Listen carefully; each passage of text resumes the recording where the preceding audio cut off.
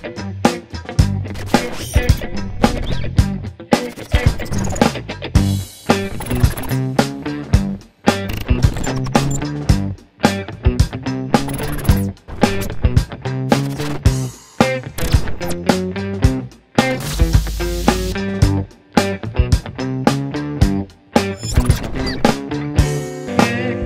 lagi dalam YouTube channel gue. Kali ini gue nggak sendirian, bareng sama Muhammad Alisya, dan dia ini adalah salah satu teman gue waktu kuliah. Alhamdulillah nih kabar sehat ya. Walaupun kemarin-kemarin sempat sakit, tapi alhamdulillah udah sehat nih.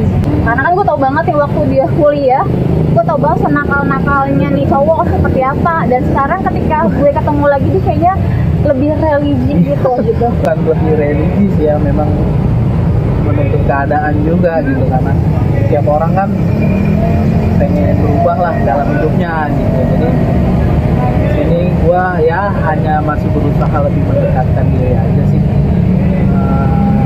kepada Allah gitu ya kan. Karena segala sesuatu pun kalau kita nggak lewat Tuhan ya mau gimana gitu, nggak akan ada jalan keluar. Sekarang dia udah menjadi manusia yang lebih baik gitu kan. Setiap orang kan pasti setiap tahun bakal terus berkembang jadi lebih baik dalam hidupnya gitu. Alhamdulillah sampai hari ini gue udah tinggalin yang namanya minuman keras segala macem. Ya di sini gue juga bersyukur lah dalam kehidupan gue yang sekarang lebih sehat. Sekarang kemarin beberapa tahun yang lalu sempat ngedrop benar-benar yang nggak bisa ngapa-ngapain, treatment beberapa pengobatan di rumah sakit. Sebenarnya lu kan pernah sakit lama nih, sampai sekarang juga masih dalam proses penyembuhan. Bisa diceritain nggak sih awalnya pertama kali gejalanya seperti apa, akhirnya lu didiagnosa penyakit itu, habis itu lu menjalani operasi juga segala macam. Itu kan ibaratnya lu berada di titik terburuk dalam kesehatan lu ya pada saat itu ya. Awalnya gua sesak napas di dada gitu kan, akhirnya gua kira cuman alergi karena muka juga waktu itu bengkak ya, alergi gitu. Terus akhirnya gua minta tolong sama istri, ya tolong dong diantar ke klinik. Akhirnya disuntik disangka alergi, tapi keadaannya semakin memburuk ya. Akhirnya minta tolong istri juga bawa ke rumah sakit. Akhirnya setelah di rumah sakit dicek segala macam ya, akhirnya ada tumor di dada, di rongga dada, namanya tumor mediastinum, rongga dada. Nah akhirnya di situ sempat ngedrop. Jadi ibarat kata gue nggak pernah masuk rumah sakit selama hidup gue gitu, kecuali waktu sunat doang. Selanjutnya alhamdulillah gue sehat-sehat aja gitu. Ternyata sekali dapet penyakit yang lumayan berat gitu. Ya akhirnya didiagnosa 2019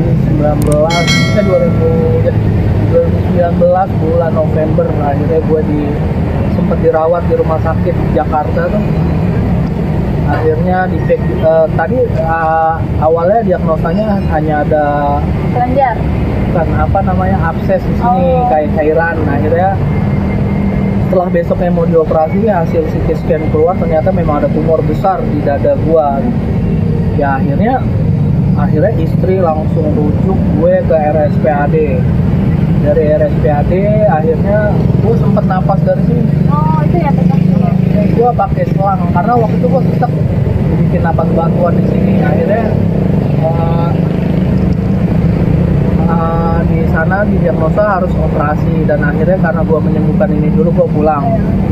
Nah yaudah akhirnya sama istri kita menjalani berobat ke rumah sakit Koja awalnya ya kan. Akhirnya di biopsi segala macem, tapi karena kita pakai apa ya namanya, pakai kartu kesehatan gitu ya kan, mungkin di sana rumah sakitnya harus menunggu gitu, nggak bisa langsung diproses karena banyak juga yang antrian yang buat itu. Nah akhirnya diputuskan, akhirnya gue bilang sama istri, gue udah nggak apa, gue tolong udah gimana cara. Akhirnya istri calling, kita jual semua, akhirnya operasi normal di rumah sakit Jatinegara.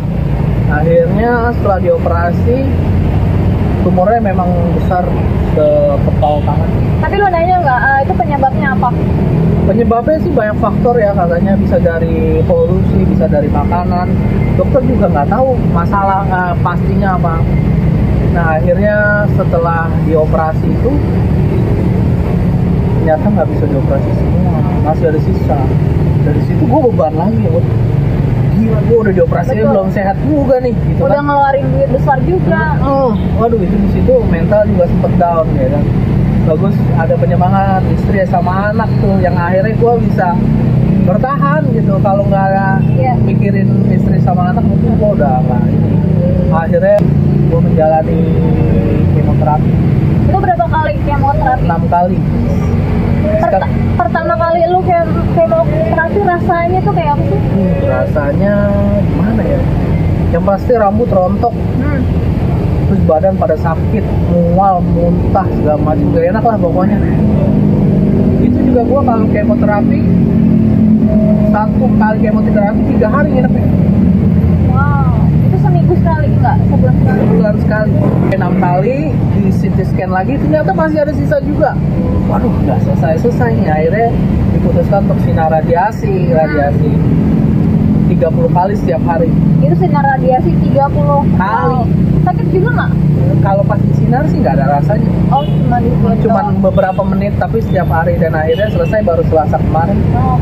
Tinggal nanti tunggu scan lagi, mudah-mudahan sih udah bersih, bisa tinggal pemulihan aja. Mungkin dia tuh dari kuliah tuh menurut gue emang apa ya, temen yang setia kawan banget gitu. Entah karena gue tuh pernah dijemput sama dia ke rumah ngerjain tugas sampai jam 3 pagi, gila, sampai segitunya loh. Terus ketika lo berada di situasi terpuruk dalam hidup lo ya, yang kemarin sakit itu, mereka gotong royong membantu lo segala macem apa gitu. Ya, pertama-tama gue mau berterima kasih juga nih sama teman-teman dari Pulau Gebang, dari teman-teman Vespa, dari teman-teman bola, buat Noki, sahabat kecil gua, buat saudara gua Monyel, itu sangat berjasa, buat anak-anak Pulau Gebang yang lain, terutama buat juga keluarga gua, anak istri gua yang udah mendukung gua, itu sangat ini ya. Jadi gua intinya kalau dari dulu ya gua bergaul ya tanpa batas sih. Gue bergaul itu sama siapa aja gitu, mau dia anak baik-baik, mau anak gak baik-baik, yang penting di situ sopan gitu kan. Sopan kita, kalau untuk bergaul itu nggak perlu jadi jagoan, yang penting kita sopan sama orang. Mudah-mudahan orang bisa lebih sopan lagi sama kita. Nggak pandang bulu lu mau kaya mau miskin. Ya kalau misalnya dibilang kaya, lu tahu gua lah dulu ya kan. Iya benar. Gua kuliah kayak apa? Mungkin yang lain motornya udah bagus-bagus, motor gua Vespa yang udah robek. Mogok pernah mogok kan? Lu pernah kan gua boncengin dari kantor bertiga naik motor Vespa sampai Klender, sampai itu kita nggak pakai helm ya kan? Cabe-cabean ya itulah. Jadi gua ngerasain ya apa adanya lah untuk bergaul gitu ya kan. Untuk bergaul tuh apa adanya, jangan. Dan kelemahan gua ya kalau sama temen memang selalu nggak enakan gitu. Bisa mungkin ya gua bantu apapun yang dia minta, kalau bisa ini ya gua. Tapi kan kalau gue dengar cerita lo tadi pas lu sakit kan, mereka bergotong royong tuh membantu lo secara finansial juga. Kok maksudnya buat gue tuh itu sangat luar biasa loh, sampai terkumpul lumayan puluhan juta gitu. Yang jadi pertanyaan gue, apa sih yang lo lakukan buat mereka gitu? Kok bisa sampai sebesar itu ya? Itu luar biasa sih. Gue sampai takjub gitu. Awalnya gue juga nggak tahu ya, karena yang komunikasi sama anak-anak itu istri gue ya. Karena kan gue lagi terbaring, gue nggak pegang-pegang HP gitu kan. Istri yang komunikasi sama teman. Dan teman-teman gue itu ternyata di luar yang gue tahu, mereka menyebarkan berita bahwa gue tuh sakit, harus operasi sekian 10 juta gitu ya kan. Nah, gue juga nggak tahu apa yang menyebabkan teman-teman gue itu sangat care sama gue gitu. Padahal gue kayaknya sama mereka juga belum ada melakukan hal-hal apa gitu buat teman, mereka memang mungkin baik gitu. Dan sebenarnya sih dalam pertemanan selama ini gue sama teman-teman ya, gue alhamdulillah nggak pernah cari masalah dan nggak pernah usil sama orang sih. Intinya sih awalnya seperti itu, saling menghormati yang lebih tua, yang muda juga kita rangkul. Ada nggak sih nilai-nilai kehidupan yang lu jalani sampai sekarang yang akhirnya itu membuat lu dilihat orang, gila Ali orangnya ini Ali? Ya, gue sih apa adanya sih intinya. Gue nggak pernah mengadakan apa yang tidak ada gitu. Dengan contohnya ya pakaian apa yang ada gue pakai gitu. Gue nggak pernah yang harus seperti ini, harus seperti ini, enggak sih. Dan kriterianya juga nggak harus yang gimana-gimana, nggak neko-neko lah, biasa-biasa aja. Menjadi sosok seorang ayah ini lo melakukan apa sih untuk anak lo, apalagi anak lo baru satu ya kan?